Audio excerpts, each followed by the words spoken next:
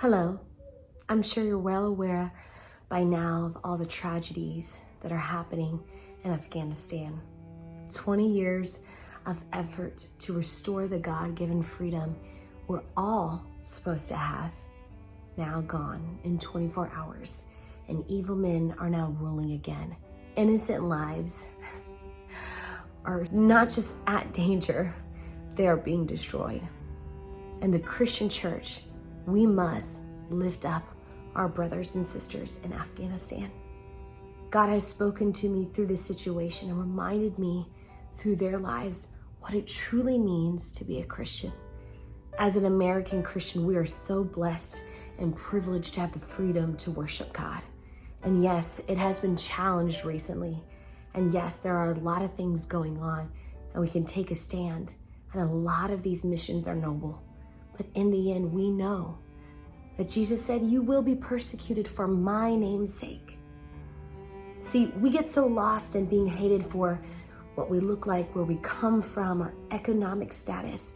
But here are these Christians, and let their lives convict us all, that are truly hated for his name's sake. See, this is what the Afghani Christians have taught me. Nobody knows their name. They're not on social media. You're not seeing their face. They're not getting likes. They can't do that. If they did that, they would die. That's the reality of their Christianity. You're not going to see their picture on a flyer promoting the next guest speaker at this big event. No, that's not the reality of their Christianity. But Jesus is still enough. And God forbid that us free Christians and free countries think that Christianity is anything else. See, Jesus says, when I return, he didn't say, will I find justice?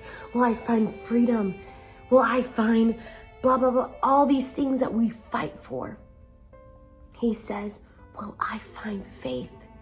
Because in the end, when your life is being threatened, not your quality of life, your literal life is being threatened, will you still say, still I will trust you, still I will serve you?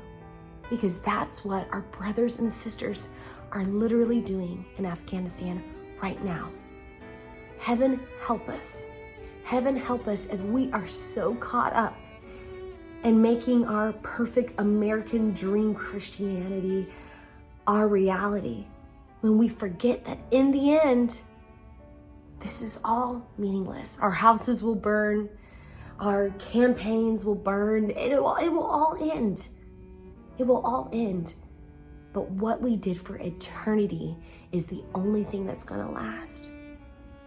So I'm praying that though this physical hedge of protection has now been removed, that a spiritual hedge of protection will cover our brothers and sisters.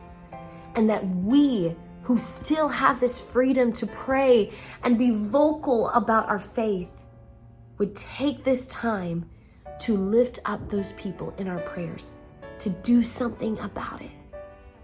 God is bigger than the Taliban. God is bigger than terrorism. God is bigger than hate and any sin that will ever exist in this life.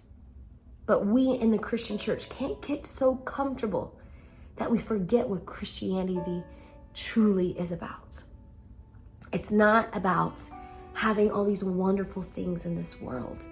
It's about saying, take this whole world, but give me Jesus. So I pray too that you would look at the lives of our brothers and sisters as they are going through true persecution right now, and let the Holy Ghost convict you on what you're truly living out, how you're truly living out the gospel. I know it's convicting me. And let's keep praying for Afghanistan.